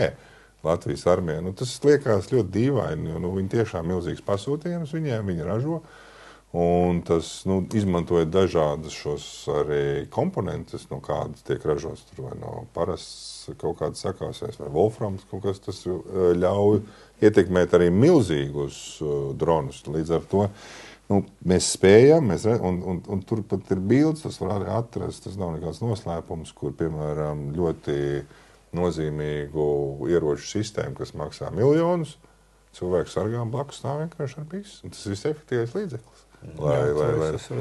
Tā kā šobrīd tas tiek izvērtēts, un ka droši vien, ka tas būs arī mūsu bruņotajos spēkos ieviesīs šo, bet tas atkal mēs atgriežamies pie tās pašas šaušanas pa kustīgu mērķi, kur šobrīd ir diezgan liels izaicinājums. Es varētu jums uzprasīt, vai jūs kā zemesargi esiet šāvuši pa kustīgiem mērķiem, vai šo ir tikai pa stacionāru mērķi? Nē, mēs esam šāvuši. Mēs neesam. Jūs esat. Bet tā, tas arī bija vienreiz eksperiments. Es vispārībā ļoti ceru uz Pudāna kungu un uz viņu to pausto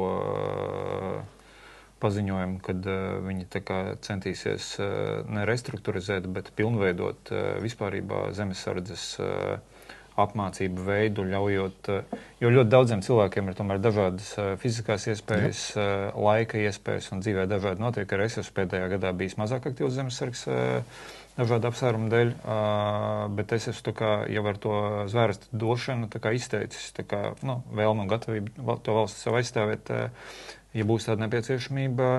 Un es ļoti ticu Pudānam, un es ceru, ka tas viņa solītais, ka katram tiks dota iespēja atrast savu vietu, savu laika un fizisko iespēju robežās tā kā pievienoties. Es ceru par viņam nost viņu priekšā, jo es viņam ļoti ticu. Man liekas, ka mums ir dotajā brīdī spēcīgs. Kad es biju kā sporta instruktors valsts prezidenta un Saeimas drošības dienestā, un šie normatīvi, ko jūs kārtojat, kā fiziskās pārbaudas testus, viņi jau nav mainījušies, vēderpresa, roku saliekšana, iztaisnošana un kross. Mēs paliekam vecāki, un tas normatīvs paliek vieglāk. Es zinu, es to zinu, un es viņus pats kārtoju.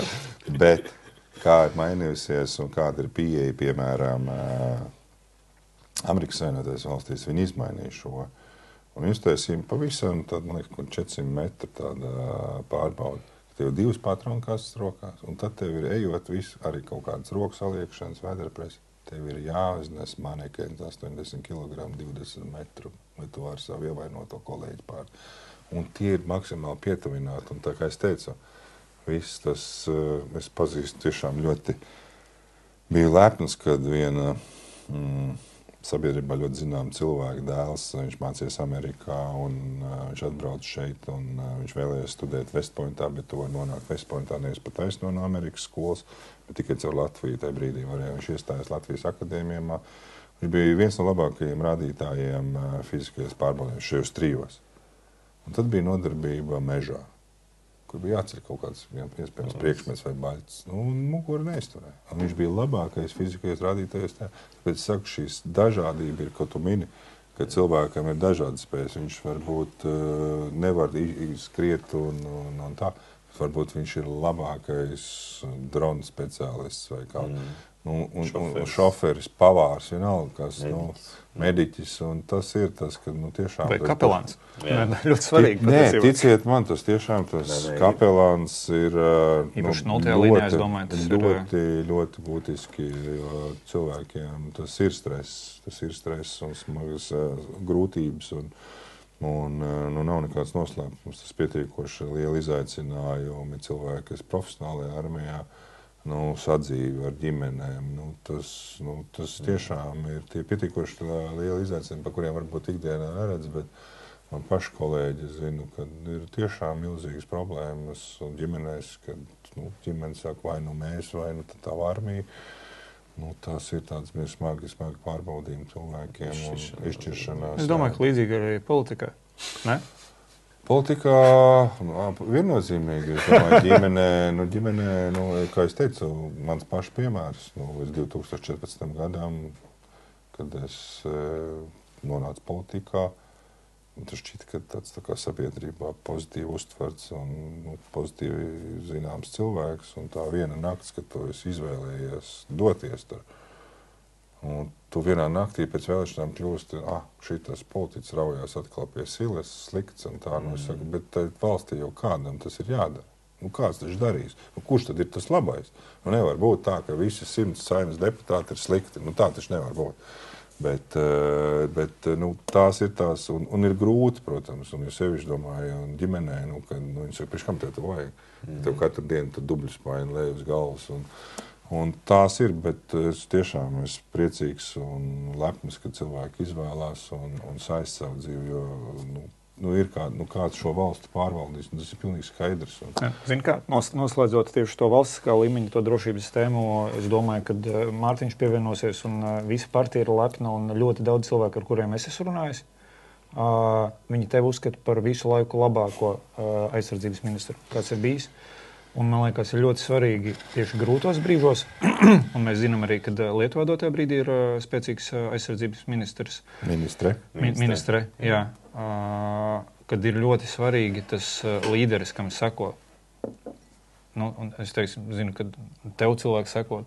Tas ir ļoti arī visas aptājas jau rāda, ka tu esi no deputātiem vai no ministriem, tā kā bija ministri, tad viennozīmīgi tu biji viss, tāds tā kā, es nezinu pat kā to nosaukt, cilvēks, kuram visvairāk seko un kuram ir visvairāk pozitīvs, tā kā pozitīvi ietekmēs. Mēs atgriežamies pie mūsu sarunas sākuma. Kad mēs runājam par jaunsardzi, sportu, mūziku, vienalga, kur tas cilvēks, kas spēja iedvesmot, ir tik būtisks. Un protams, kā es teicu, ko mēs arī šodien sarunā, viss jau arī ģimenē ir sācies. Mums ir jābūt tiem piemēriem, kas spēj tos bērnus iedvesmot. Un ja tev ir vairāk šos bērnu kopums, tad vēl vairāk tev jāspēj to darīt. Un tas ļoti svarīgi. Un, kaut kā droši vien tas ir jāsaka paldies maniem vecākiem, vecvecākiem, kas droši vien arī ir kaut kāda daļa tajā. Ko es daru šobrīd tādā veidā, kā es daru, droši vien tas ir viņu milzīgs ieguldījums. Par civilo aizsardzību. Droši. Es mazliet nošokējos, jo tas ir konfliktā ar to, ko es dzirdu pēdējā laikā medijos. Es izlasīju civilās aizsardzības definīciju. Civilā aizsardzība ir miera laikā izveidota valsts pasākumu sistēma, kuras mērķis ir aizsargāt iedzīvotājus un infrastruktūras objektus pret masveida iznīcināšanas ieročiem, veidglābšanas, avāriju, likvidēšanas un izpostīto objektu atjaunošanas darbus. Ja dzirdi brīdinājumu par iespējamu apšaudi, nekavējoties dodies uz tuvāko patvērtni. Pirms nedēļas vai divām parādījās informācija masu medijos, kad atbildīgās struktūras neplāno publiskot šo patvērtņu atrašanās vietu. Medijos bija cirkulē šāda informācija. Varbūt, bet tas nav pareizi. Es domāju, šobrīd tieši notiek. Šobrīd ir apzināts valsts un pašvaldības mājas, kur ir atzīts, un tur ir, es šobrīd tos ciparus, lai nesauktu, lai nekļūdītos, bet cik es publiski dzirdēju, tas ir apmēram iespēja 500,000, ja tad būs miljonam patvērties iespējams, bet viņas nav sakārtotas, viņas nav uzlabotas un tā. Skaidrs, ka par to ir jārunā un tas ir jāzīmē. Līdzīgi es varu izstāstīt citu stāstu, ka, piemēram, šobrīd cilvēks vēlās kaut ko darīt savas ģimenes labās, savas pašas pilnveidošanai. Viņš vēlās iet, apmācīties un doties, piemēram, uz šautuvu. Man šobrīd nav šautuvu pieejamības kartes un tādas, kā vien. Tas arī skaitās tā kā noslepenos. Man liekas, tas ir nepareizi. Kāpēc? Lai cilvēki zinātu, kur iet, kuru instruktoru pavadībā viņš varētu apgūt kaut kādas iemaņas. Šobrīd es tieši vēl pirms braucu uz šeit lasīju vienu dokumentu. Es ceru, ka mums tas izdosies mainīt. Mēs uzveidosim tieši tā, ka cilvēks pieiet pie kartes, viņš redz, viņš iet vienalga kādā mājaslapā, kur par to ir rakstīts un atrod, kas viņam ir tuvākā, kur viņš var aiziet apmācīties, kur viņam ir aprakstīts. Un tā kā šis man ir tas lielais, vēl viens mans paša uzstādītais tāds mērķis, ko es vēlētos, lai mums tiešām būtu šī sistēma, kur būtu tas mans tāds vienkāršotais par karti runājot, kādreiz mums bija 26 rajoni Latvijas sadalīti, tad 26, kas šobrīd mums 42 novadi, ja? Bet, skatoties tādos lielākos apgabalos, tad būtu viena slēgtā šautuva, viena tāda šautuva, kur var trenēties militāri personas ar pietiekoši garu distanci, un viena medību šautuva. Protams, viņas var būt arī kopā. Un tad tev ir viss tās spektrs, ko tu vēlies. Tad tev ir tas. Un šobrīd jau ir daži rajoni, kur tas ir iespējams, jo, piemēram, daudzas institūcijas, tā skaitā, piemēram, policija un robežsargiem un citām institūcijām, pašvaldības policijai, ir liela izaicinājuma, kur vienkārši iet mācīties šaut. Un piemēram, atkal, man bija skumji lasīt, kad optimizējot būvapjomu Liepājas cietumā, viens pirmais, ko izsvītroja ārā, samazināt, lai būtu mazāks būvapjoms, izmetam ārā šautu. Un tad tie cilvēki, kas rūpējas par šo drošību, viņš pats ir labāk jūtās, ka viņš māk rīkoties to ieroci, viņam ir drošības sajūta, ka viņš kaut kādā krīzes laikā arī spēs viņu precīzi un labi pielietot. Un tas ir tās lietas, kas man liekas... Bet par tām patvērtnēm, Mārtiņš zina. Mārupē ir 3 patvērtnes dotajā brīdī. Bet tas, ko Raimonds iepriekš teica, Mārupes novadā mums ir, es pieļauju, ap 40-50 daudz dzīvokļu māju. Jā. Un lielākai daļai no viņām ir pagrabi. Mēs viņas, varbūt viņas nav oficiālajā sarakstā, bet es domāju, viņas pavisam noteikti ir atbilst patvērtnes funkcijai. Un tajā brīdī, kad tajā pašā Ukrainā sākās, Ukraiņiem bija patvērtnes. Ne. Daudz dzīvokļu māju pagrabi, skolas pagrabi, kaut kādu publisku ēku pagrabi plus metro. Tas, es vienkārši domāju, vai es nezinu, kā tur šobrīd ir. Tur ir varbūt definīcija kaut kāda, kam ir jāatbilst, lai tā atskaitītos kā oficiāla patvērtne. Bet te pašā laikā... Mums tieši šobrīd ir likums, un mēs izskatām būvnormatīvus, kur ir šī 3 tīpa patvērtnes, kas ir augstākā, tā pirmās kategorijas, tā ļoti tāda jau ir pret atomkaru kodoliem, ionizējušiem starojumiem un kam tā vēl. Tad ir otrā, un tad tas 3. jau ir tas pagrabs, vienkāršais. Mēs taču daudz cilvēki, mums ir laukos, katrā lauku mājā bija pagrabs. Bija. Un tikai nevajag teikt, ka man šobrīd mēģina stāstīt, ka mums valstī ir ļoti augstu gruntsūdeņi, līdz ar to mēs nevaram. Tad risinam savādāk, ja tu gribi rūpēties par savu drošību, tad var kaut kādu betonu šo vietu, kur patvērties, uztaisīt virzemes un apberā zem un iestāt puķis. Bet Latvijas starp citu ražo viņas.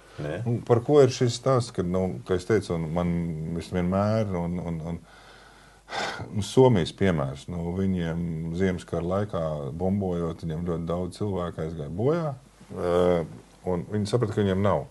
Viņi dzīvo klintīs, un šobrīd ir 50 pār tūkstoši visā Somijā patverts.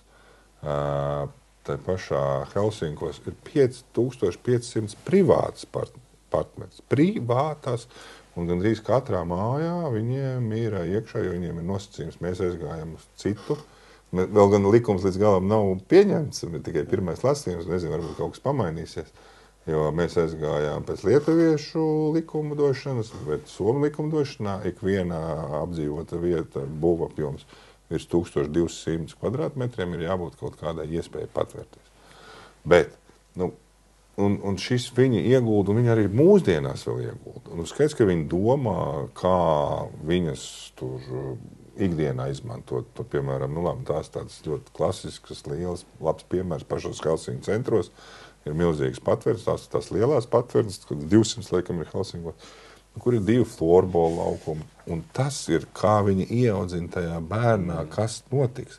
Ja gadījumā kaut kas tiešām notiek, viņš iet tur uz nodarbību, tur viss kaut kas cits notiek bez florbola, viņš jau zina, viņš ir pieredz, viņam nav bailes turien doties, viņš zina. Un ja netiek Dievs, kaut kas tiešām notiek ar viņu ģimeni, viņš paliek viens. Viņš zina, kur viņam ir jādodas. Viņam jau tas ir caur šīm aktivitātēm, ka viņš pie tās patvērtnes ir pieredze. Viņš jau zina, kā tur doties. Un tur nav nekādas tur tās speciālas tolets vai kas tur izbūvēts. Nē, tas ir širmīts ar spaini, nekas jau tur nav savādāks. Bet mēs šobrīd mēģinām to pasniegt, ka mēs būvēsim ļoti tāds mūsdienīgs, kur iegūtas milznā. Nē, tāds vienkārši patvērtnes, jo tas ir jāsaprot, ka tie 300 metri, kas ir, tas ir tas laiks, kas šobrīd arī Ukrainā ir sapratuši, kurā tu vari paspēt aizskriet un paslēpt. Jā, bet redzi, tas ir par Skandināviem vispār mazliet citu domāšanu, kur mums varbūt ir vēl tā kā jācenšās pievilkties. Mārtiņam bija saruna par sporta tēmu ar Rodrigo Laviņu, kas arī mūsu deputāta kandidāts. Viņš atkal Somas lika kā piemērus, kāda ir tie sporta infrastruktūras centri. Tur arī nav nekā lieka. Viņi neaizraujās ne ar dizainu, ne ar super rokturiem, ne ar super kaut kādiem dizaina krēsliem. Bet par to naudu tu vari uztaisīt 2, kas pilda visas funkcijas. Nevis vienu kaut kādu super būvi, kura, teiksim, patvērtņu ziņā, tas ir kritisks, ir tieši tā kā apkalpojamo cilvēku skaits. Nevis tur būs tāds pods vai šitāds pods. Jā, mēs jau varam šobrīd sanākt drusku kritiskāk uz to visu, par ko mēs tikai gribam teikt, ka tā iedrošināšāk un labāk. Tāda ir, piemēram, pieņemt lēmumu, kas man ir klasika, par stāvvietām pie iepirkšanas centriem. Tu esi uzbūvējis viņu tik šauru, es saprotu, priekš daudzām mašīnām, bet cilvēks krāpē mašīnas, viņi netiek ārā. varbūt tad tomēr drusku mazāk tās stāvvietas, bet tā, lai cilvēkam tomēr ir Un vairāk braucam ar riteņiem. Arī tas ir, bet šīs ir tās lietas, kas mums varbūt kādreiz tiešām šīs ārešķības mums liedz tādā praktiskā virzienā virzīties un saprast, jo, es teicu, jā, ļoti dārgi izmaksā šobrīd par 1 kvadrātmetru Somijā kaut kādas būvis. Ļoti dārgi sakarā ar to, ka viņiem ir šīs prasības, varbūt citas vēl, ka viņiem ir jākaļās klintīs un tā tālāk. Bet viņi, es izvēlās, ja ir tev piedāvājums, kurš ir dārgāks, droši vien mājas, varbūt salīdzinoši 2, tajā ir patvērta, tajā nav. Tad mēs varbūt ar savu domāšanu izvēlēsimies lētāko. Viņi tieši otrādi, viņi izvēlēsies to, ja tur ir patvērta. Un tas ir tas, kas mums varbūt vajadzētu saprast, ja mēs gribam rūpēties par savu nākotni, par saviem bērniem un visu pārējo. Tad, jā, tas varbūt būs dārgāk, bet tad ir tā drošības sajūta, kas ir tas, man liekas, viens no galvenajiem. Un tas, ka tu arī ikdienā zinot to, ka tu iesi, kaut kas tur notiks, tu zinās, ka tavs bērns tur paslēpsies vai izglābsies vai vecvecāki. Tā ir tāda, un šis drošības jautājumi, viņi to dara, jo viņi tādā veidā mēģina kaut kādā izglītot tos savus cilvēkus, kas ir atbildīgi par to. Jā, piemēram, viņu parlaments, visi, kas tiek ievēlēti, iziet apmācību. Visi deputāti, nevis vienkārši apmācību, kas mums, piemēram, būtu, labi, mēs aiziesim uz 1 dienu, varbūt 2, labāk arī 3. 3 nedēļu kursus viņiem ir. Viņiem taču arī tas pats ir, visiem ir jāiet armijā obligāti. Jā. Obligātais, jā.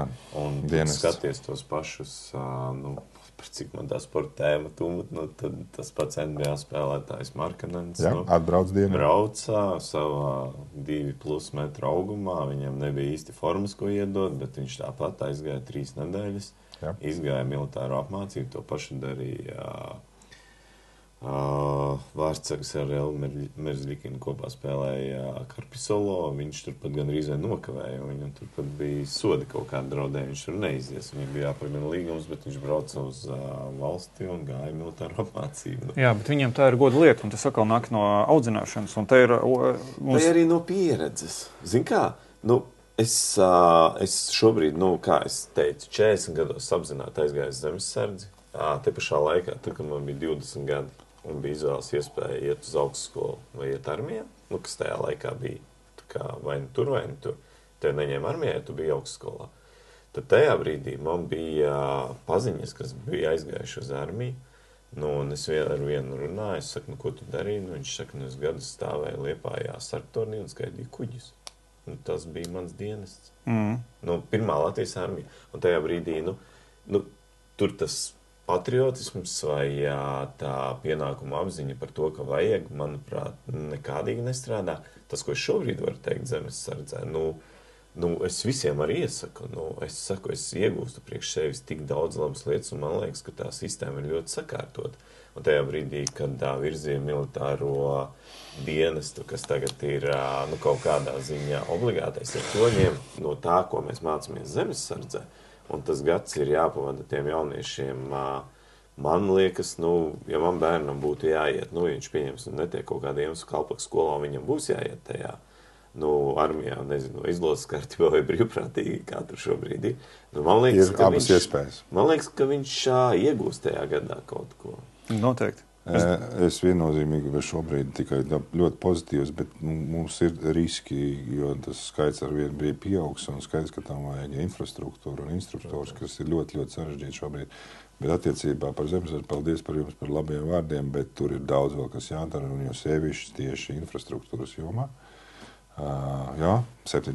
bataljonā tūlīt būs, man liekas, pabeigts tiešām fantastisks šaušanas poligons, tiešām būs kvalitatīvs, un tur Kanāda jau ir izvietojusies. Bet tas ikdienā, kad mēs arī aizbraucām ar komisiju, aizsardzības komisiju no Saeimas uz bataljonu 55. Skrauklības zemesardzes bataljonu, un mēs aizgājām uz veco izvietojumu, un tad ir jaunais izvietojums. Es prasīju saviem kolēģiem, skaidrs, ka viņi ir dažādi vecumi, un liela daļa jau ar ļoti lielu gadu pieredzi. Es saku, jūs būtu jaunietis, jūs tā kā uz to veco izvietojumu nāktu, viņi tā jauno ierauc. Jā, Un tas ir tas, kas tiešām, jo sevišķi zemesardzē tā ir liels izaicinājums tieši ar infrastruktūras, kur tiem cilvēkiem, ja atnāk, viņiem ir tā vēlme, un viņiem vajag to infrastruktūru, un tas ir tiešām liels izaicinājums, ne tikai zemesardzē, arī šobrīd visiem bruņotiem spēkiem tieši infrastruktūra, un ko arī savā runā, vienā intervijā tieši arī jaunais bruņoto spēku komandieris Budānkungs minēja kā otro prioritāti, bet tiešām ar lieliem izaicinājumiem. Nē, es piekrītu. Bet tā, Jā, tas ir, kā es teicu, mūsu gadgājuma, tas varbūt neliekās, un mēs varbūt tā arī domājam, mēs esam gatavi tam kaut kādam, ka tur nebūs tas, bet tam jaunietiem ir svarīgi, un es atceros, ka tāpat mēs Somiju pieminētā, ka tie jaunieši, tie obligātie dienestā mums demonstrēja, piemēram, pašgāja haubicu K9, kas ir viena no labākajām Dienvidkorejas ražotām haubicām. Ar kādu lepnumu viņi tie 4 puiši, kas tur izbrauc 19 gadi, tu strādā uz viens no mūsu. Un šobrīd jau ir tā iespēja, kas saka, bruņotajos spēkos, ka tie ieroči, arī jums zemesardzē, es ļoti labi atceros, kāds bija tad, kas jums nekā nebija gandrīz. Šobrīd tas viss jau ir, gan ieroči, gan forma, gan arī šobrīd šīs pārvietošanās iespējas, kaut kāds transports ir. Bet pirms tam jau šausmīgi, milzīgi grūti tas bija, un arī šobrīd tur daudz, kas vēl ir nepieciešams. Bet tas ir svarīgi, un tas palīdz, un tas tiešām palīdz, jo tas veido kaut kādu tavu sajūtu, un tas ir būtiski. Un, es saku, mēs esam pieraduši, un mums jau man, piemēram, tas galīgi nav svarīgi, kas man tur apkārt, ja es gribu pildīt to un to uzdevumu. Bet tā jaunā paudze mums ir jāsaprot, viņi ir drusku savādāk, viņiem tas ir svarīgi. Es piekrītu. Bet atgriežoties pie tā civila aizsardzības plāna, ļoti daudz par to runā, daudz par to lemj, kaut kas mainās. Cilvēki visi zina, ka tāds eksistē. Tev noteikti ir tieši dēļ tās profesionālas darbības daudz par to informācijas. Mēs ar Mārtiņu esam tā kā varbūt mazliet informētāki par Slikti jums ir jābūt pieejam šādai. Jā, mums mājaslapā ir, es to varu pateikt. Mārupas mājaslapā uz doto brīdi ir civilās aizsardzības plāns. Tas ir dokuments uz 220 lapspusēm, plus kaudze ar pielikumiem, secīgi pēc datumiem. Mēs varētu iziet ārā, man liekas, uz jebkuru kantoru un lielās ielas krustojumu no rīta, kad vecāki atgriežas no brīža, kad viņi ir nogādājuši bērnus skolā un ar viņiem aprunāties. Viņu izpratne visticamākais ir 0, jo tas apjoms ir milzīgs un nevienam nav īsti skaidrs, kā notiks apziņošana. Mēs zinām ar Mārtiņu, kad Ukraina bija gatava mums dot savu sistēmu, bet valdība atteicās. Jā. Mēs te pie kaut kā strādājam, bet kā tas strādās, mēs nezinām un vai tas strādā. Bet, Mārtiņ, pasaki, tu kā topošais Mārupas domas deputāts, mums ir programmā. Es uzskatu, ka ir jābūt cilvēkam, kas ir patriots un kurš kaut ko saprot arī no aizsardzības jautājumiem. Mums ir tas punkts par to, ka ir jāmāca bērniem tādas konkrētās lietas, bet vai mums nevajadzētu būt kā paraugu novedam un izstrādāt kaut kādu vieglo izglītojošo versiju, visticamākais digitālā formātā, kā tos cilvēkus sagatavot, jo mums patiesībā tur ir daudzas kaut kādas arī nesakritības, kas ir jārisina jaunajam sasaukumam. Mums ir 11 pulcēšanās vietas, bet mums ir 2 ģeneratori. Ja būs jāpulcējās ziemā, man jautājums ir, ko 9 no tām vietām darīs, ja ģeneratori ir 2, un kāpēc viņi ir 2. Bet cilvēki ir jāizglīto.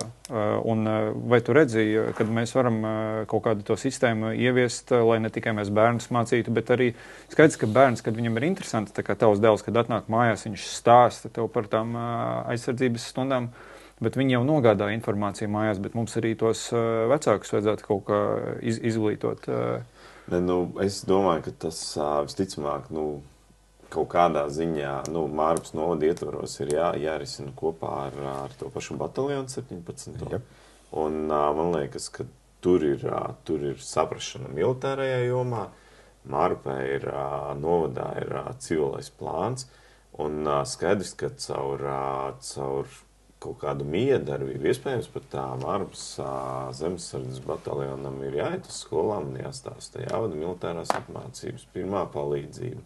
Jāizstāsta par, ka tie pamatpunkti, kā Mēs toreiz bijām Jūrmalā, ko tu jau pieminēji. Tur pastāstīja par tām dažām lietām. Kaut vai ģimenes ietvaros izdomāt slepeno kodu. Kas var noderēt kaut kādā X stundā, un tas var noderēt jebkurā telefona krāpniecības gadījumā. Tev piezvana aptuveni un saka, ka tev, nezinu, kāds no vecākiem cieta savārijā, man vajag pārskaitīt tik naudu. Un tu tajā sarunā iepini to slepeno kodu, ko jūs esat ģimenē vienojušies. Un ja tajā otrā pusē nav pretī atbilde ar otru slepenā koda veidu, tad saprot, ka tevi čakarē.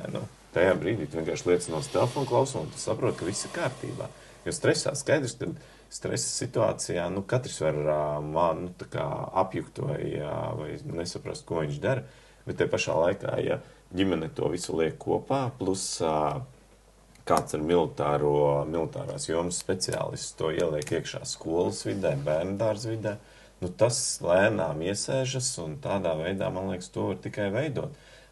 Piesaistot arī pie tā paša plāna, vienkāršošanas, kaut vai likt, uz spēļu veidā vai kaut kā tam līdzīgi, caur digitālām lietām. Izspēlēt situācijas. Jā, un man liekas, tas ir interesanti bērniem, un tad viņi arī nāks mājās un ar interesi to visu stāstīs un tās labās idejas ieviesīs. Viss sākās, kā jūs paši teicāt, no mums pašiem.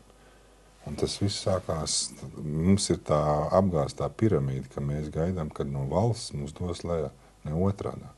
Tas ir tas, ko es gribēju teikt. Tās mums ir otrādāk. Tad mēs mājās izrunājām, un ģimene. Man bija savu gadījumu. Mēs apsēdāmies un mēs runājām.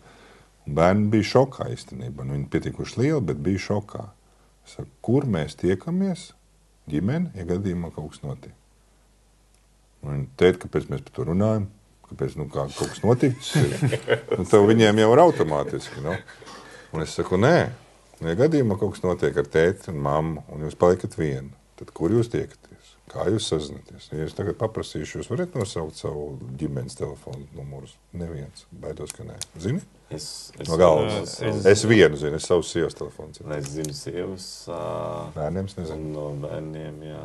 Es zinu mammas un labākā drauga. Lūk, tas ir tas, kad ir šāds. Tad šis tās elementārās lietas, ka tu aizdomājies, un ko mēs nezinām, tas ir no tās ģimenes sākot, un tad piemēram, mēs teicām, kas notiks tad, ja tas, kur mēs pulcējamies viena vieta, ja mēs tur neesam sapulcējušies, tad esam otrā vieta. To pirmo vietu es nesen vēl testēju, dažs labs atcerās, kur mēs tiekamies, ja gadījumā kaut kas ir noticis. Un tad es zvanīju draugiem, es saku, ja gadījumā kas, tad man sieva ar jaunāko brauks pie jums. Remi, karš sākās? Es saku, nē. Es vienkārši saku. Un tas ir tas, kas ir jāizrunā un kas ir jāsaprot. Un tad, kad izrunājas viens, tad es izrunājas ģimeni. Un tad, piemēram, kopiena. Piemēram, viena iela, tas būtu vislabākais, ka tā kā Ukraiņi darījuši, kad uz vienas ielas ir tas viens atbildīgais, kurš zina. Tā visa iela, pie šitā Jāņankuļa ir jāiet. Viņš pateiks, kur mums iet, ko pulcēties, un tad tas ir tālāk. Māru pie šīs kopienas patiesībā sāk attīstīties. Un tas ir pareizi, un tu nevari savādāk to izveidot. Tu nevari, un galvenais ir šīs pulcēšanas vietas. Es ceru, ka jūnijā mums valstī būs šī šūna apraide, kas dos un ir šīs 112, mēs varam dažādi attiekties, bet šī 112 aplikācija, viņa tiks uzlabota, viņa nav slikta, viņa jau šobrīd dod pietiekami labu pienesumu. Vienalga par ko, bet tur ir kaut kāda informācija šobrīd, un tas ir labi. Viņi stāv tev pašā sākumā, un tu redz, ka tur ir kaut kāds brīdinājums tomēr. Šis šūna apraide būs, protams. Skaidrs, ka šobrīd mēs arī komisijā runājam par tām pašām sirēnām. Es godīgi saku, es tiešām nekad dzīvē neesmu dzirdējis viņu, jo ir bijuši pārbaudas, bet es viņu nekad neesmu dzirdējis. Es dzirdēju, tas ir labi. Latvijā vai Ukrainā? Nē, šeit. Ja Latvijā? Jo man grūti, jo es nezinu, varbūt ir tūmā, bet es viņus tiešām neesmu dzirdējis, un viņām vajadzētu daudz lielākam, plašākam pār. Un šeit ir tas šobrīd arī tā izšķiršanās, vai mēs attīstam kaut kādas mūsdienīgas, tādas digitālas un kādas citas apzināšanas schēmas, vai mums vajag. Man jau šķiet, ka mums ir jātur abas lietas, jo vienkārši šis varbūt nebūs pieejams, tad tā skaņa tomēr ir. Bet tas maksā naudu, tam nav. Un, piemēram, mums, man liekas, šis ir pirmais gads, kad pēc ļoti, ļoti ilga laika, ļoti 11 gadu, pirmo reizi ir piešķirta nauda, piemēram, valsts materiāliem rezervēm. Pirmās nepieciešamības precēm, zālēm un citām lietām. Un, ja mēs tam nesapratīsim un neiesim tam cauri, un tas ir tāpatās kā arī mājās. Ja mēs neesam izgājuši, mums nav kaut kādas zāles. Nu, kur ir šis mans pats piemērs. Es ļoti ilgi staigāju ar vienu komplektu ar šīm brillēm. Man nebija vairāk otru briļu. Es sapratu, nē, es visiem stāstu, man pašam nav. Un es aizgāju un aizdomājos, ja tev viņas uzsēdīsies vai salūzīs vai pazudīs. Un man ir bijis tā sajūta, un es saprotu, es neko nevarēšu izdarīt. Es uztaisīju otru komplektu. Un, piemēram, tā pati skaidrā nauda, kur mēs te iepriekš kādu laiku atpakaļ daudz runājam, kad mēs pāriesim uz digitālu un vispār mums būs viss digitāli. Skaidrs, ka ir forši, ka es ar telefonu varu samaksāt. Tas ir mūsdienīgs. Bet krīzes laikā tas ir skaidrās naudas. Tas ir secinājums no tās valsts, kura bija viena no visvairāk gājusi priekšu Zviedrija. Zviedrijas Nacionālās bankas atzinums. Skaidra nauda būs mūžīgi. Nevar. Vienkārši nevar pastāvēt. Krīzes laikā. Bet tas attiecas uz krīzi. Un šādi šīs visas lietas, un, piemēram, viens no svarīgākajiem, ko mēs sapratam, tas ir ūdens. Ūdens. Un tas ir bez ēdiena, jo tu vari izturēt. Bez ūdens. Un tādas lietas, visādi šādas mazas lietas, kur arī es cenšos, bet man nesanāk, es mēģinu visu laiku, lai man tomēr, piemēram, mašīnā būtu pudele ūdens. Viens ir pudele ūdens, bet runājot par tām apmācībām, man liekas, ir baigi svarīgi tomēr arī, jo atrodoties ilgi jau, neapdzīvotā vietā, ja tev ir nepieciešams dzeramais ūdens, kara darbības gadījumā, tu nedrīkst izslēgt iespēju, ka tas ūdens tajā brīdī jau ir saindēts. Un ir veidi, kā patiesībā samērā viegli noteikt, vai tas ūdens ir derīgs, un arī tas būtu jāmāca bērniem. Tas jau aizlecāt ļoti tālu jau tādā izglītības procesā. Sāksim ar vienkāršākām lietām. Šis ir tas, kas man liekas ļoti raksturīgi bieži. Man arī Saimā mums bija pirmās civilās aizsardzības mācības par manu, kamēr es tur jau 10 gadus. Un man ar frakcijas biedriem bija saruna, un viņi arī runāja jau tādās ļoti tālās. Es saku, mēs varam izdarīt A burtu, mācīties alfabētu ar A burtu. Izejiet, lūdzu, vienkārši to, ko jums lūdzu, izejiet no Saimas un aizbrauciet 10 km attālumā, kā ir rakstīts mācībās. Visu, lūdzu, izdarām. Vienu lietu. Un taču ļoti daudz neizdarīja to. Skaidrs, ka mācības tas ir tas, kā mums ir jāsaprot, ka mums ir jāizdara tas, un tie solīši, ka es teicu, tas ir, skaidrs, ka daudz nelasīs, ļoti daudz pielikumu un tādu jāpainteresējas. Tas ir tas, jo civila aizsardzība ir viena no autonomajām funkcijām, par ko ir atbildīga pašvaldība. Un ja mēs šos nezinām, es arī kā no komisijas sūtīju daudzām pašvaldībām, viņas man ļoti interesants atbildes bija. Vai ir apzināti, piemēram, cik cilvēki, kuriem ir vajadzīga speciāla palīdzība, kur ir transportē. Mārpē. Tas ir labi. Tas ir labi. Tādas lietas, kas ir, piemēram, un tā civila aizsardzība, viņa jau veidojās arī caur tādu tautsaimniecību. Tu būvē ceļu, lai tev ugunsdzēsēji saprotot, ka tev tur ir ziemā, tur ir uzkalniņš un ledus, viņš tur netiks nemaz līdz tai mājai varbūt. Kaut vai daudzdzīvot māju pagalmi. Daudzdzīvot māju pagalmi, kad visas šīs mašīnas tur stāv. Mēs jau zinām šos stāstus, diemžēl ļoti bēdīgos, kas arī Meža parkā notika, kad nevarēja piebraukt glābēji. Un šīs ir tās mazās lietas, kas ikdienā un sākt ar tām vienkāršākajām. Un skaidrs, kad ir, protams, kad tādas labas lietas, ka mēs varam iemācīties.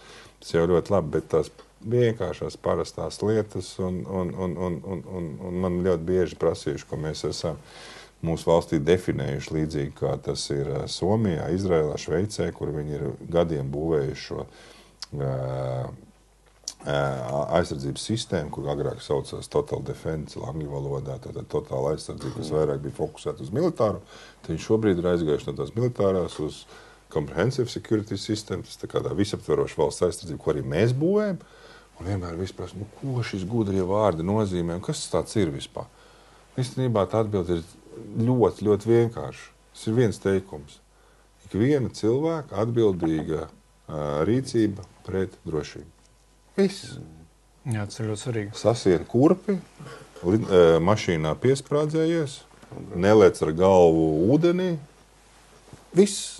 Tas ir ikdienas šīs rīcības, Un tad, ja mēs šādi sāksim rīkoties, tad mēs būsim daudz pasargāti. Mēs esam izrunājuši valstisko atbildību, pašvaldību atbildību. Mārtiņ, ir kaut kas vēl piebilstams par mūsu... Es vienkārši negribēju nekur iejaukties pa vidu, bet tad, kad mēs runājam par skaņas apziņošanu ar tām skaņām, ko tu neesi dzirdējis, es esmu dzirdējis. Jautājums, kāpēc mēs tajā brīdī neslēdzam kopā pilnīgi visu? Ir televīzija, ir radio, visas radiostacijas, ir, pieņemsim, 10. mācību trauksme vai pārbaude. Tajā brīdī ieslēdzas pilnīgi visi tie instrumenti iekšā, nevis tikai skaņas sirēna, bet ieslēdzam arī radio tādu pašu signālu, ieslēdzam televīzijā tādu pašu signālu. Tā ir mācību trauksme, bet mēs pārbaudam to, ka, un tad ir, nezinu, vienalga kaut kur informācija, mācību trauksme. Bet tajā brīdī mēs tā kā saprotam, ka tas strādā. Bet zini, kas ir labi? Ukrainas piemērs. Jo, teiksim, es arī esmu dzirdējis Rīgā vienreiz trauksmi, kad bija mācību trauksme, tā ir vienkārši skaņa. Jā. Cilvēkos daudzos, ja viņš ir palaidis garām ziņu pirms tam medijos, kad tās mācības būs, viņā rodās tomēr kaut kāds satraukums, īpaši gados vecākos cilvēkos. Ukrainā, kad skan trauksmes, ir lielisks piemērs, kad paralēli skaņas signālam iet vēl audio uzruna, kuru runā. Un tas, man liekas, nav tehniski grūti izdarāms arī pie mums. Mums šobrīd tas vienkārši mēs neesam tam savutojuši, un šis ir tas pareizais, bet šis atkal, man liekas, ir jau tā 3. klase. Mēs neesam tikuši caur pirmo soli. Un tas ir, kad es saku, es arī viesnīcā dzīvoju, automātiski man gan telefonā atnāca signāls, gan es dzirdēju tīri ar vizuālu. Ar ausīm es dzirdēju, un kad notiek koridorī, aicinājums doties uz patvērtni. Tās ir, un tas būtu ļoti pareizi, ja mēs bet mums šajā brīdī jau būtu atkal tie milzīgi, ko jūs biedējat?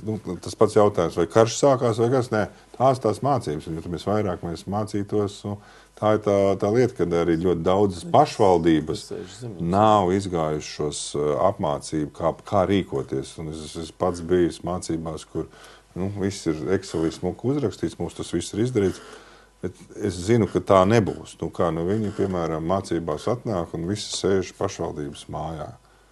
Es saku, pašvaldības mājas nav. Jums ir iespēja telts, 2 krēsli kaut vai kaut kas vēl. Atbildi jau sāk šķobīties, jo tu nezini. Un saka, kas būs jums, un kā jūs sazināsieties, ja šis būs izslēgts?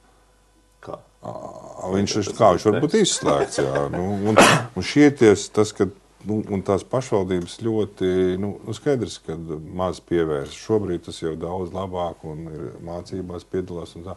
Vienalga, es novēlu, ja jums gadījumā izdosies arī tikt ievēlētiem, aizdomāties par to. Jā, tad par to domāt un runāt. Tas līdzīgi kā, piemēram, šo 4 pašvaldību, kas ir pie robežas deputātiem, viņi nav saskārušies ar tādu krīzi, kā robežu pārkāpšana tādā apjomā.